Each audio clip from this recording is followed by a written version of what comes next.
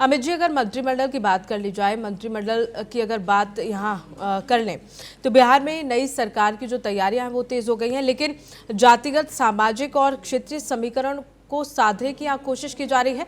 जैसा कि टिकट बंटवारे में भी इन समीकरणों को साधने की साफ तौर पर कोशिश की गई थी। बिल्कुल पूनम जी, इन सारी बातों का ध्यान रखा ही जाएगा।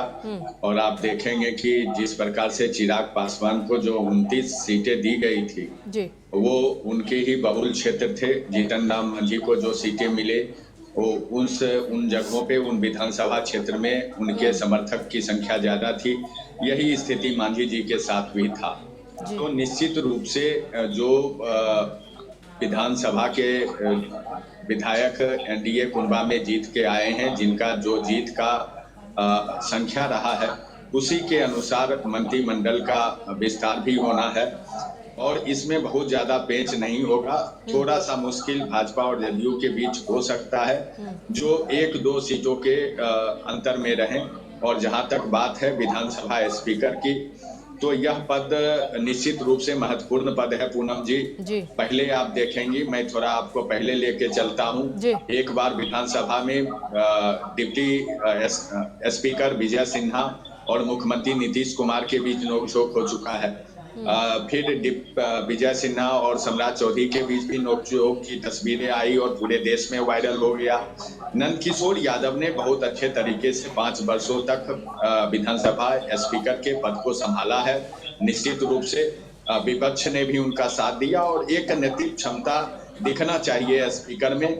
और मुझे लगता है कि बीजेपी किसी भी हाल में स्पीकर का पद शायद जदयू को ना दे और बीजेपी स्पीकर की पद संभाले। साथ ही साथ जो गांधी मैदान है, वह गांधी मैदान 5वीं बार साक्षी बनेगा जब मुख्यमंत्री नीतीश कुमार गांधी मैदान से शपथ लेंगे। जी यह परंपरा वर्ष 1990 में श्रीमान लालू प्रसाद यादव ने प्रारंभ किया था। 4 बार मुख्यमंत्री नीतीश कुमार ही शपथ ले चुके हैं। तो यह बेहतर संकेत है। और जिस प्रकार से उत्साह देखा जा रहा है, यह तय है कि नेतृत्व भी तय है।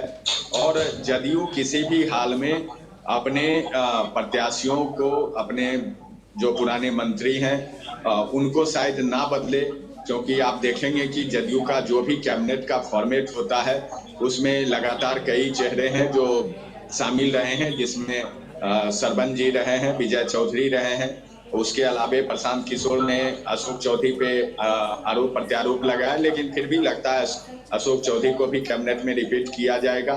कई और चेहरे होंगे। जहां तक चिराग पासवान की बात है, उन्हें बिहार से हमेशा ही लगाव रहा है। वह बोलते रहे हैं कि मैं बिहार में नेतृत्व करना चाहता हूं। और जिस प्रकार से नीतीश कुमार और चिराग पासवान के बीच मुलाकात हुई और वह मुलाकात बेहतर रही, जी तो यही मौका है जब चिराग पासवान सामने आए और 6 महीना में विधानसभा चुनाव जीतने की औपचारिकता होगी। या आप एमएलसी बन के भी आप एंट्री ले सकते हैं, वो अलग मुद्दा है, लेकिन तत्काल आप शपथ ग्रहण कर सकते हैं। यदि Chirag Paswan as a deputy CM अपने पार्टी को लीड करेंगे और साथ में सरकार में आएंगे और केंद्र की जो राजनीति है तत्काल उससे वो अपने आप को अलग कर यदि बिहार के संदर्भ में सोचते हैं, तो यह निश्चित रूप से बिहार के हित में ही होगा पूनम जी। बिल्कुल अमित जी, और बीजेपी यहाँ सबसे बड़े दल के तौर पर देखी जा रही है, तो क्या ये भी कहना गलत नहीं होगा कि जो मंत्री होंगे वो बीजेपी की ओर से ज्यादा होंगे, उनकी संख्या ज्यादा होगी? बिल्कुल।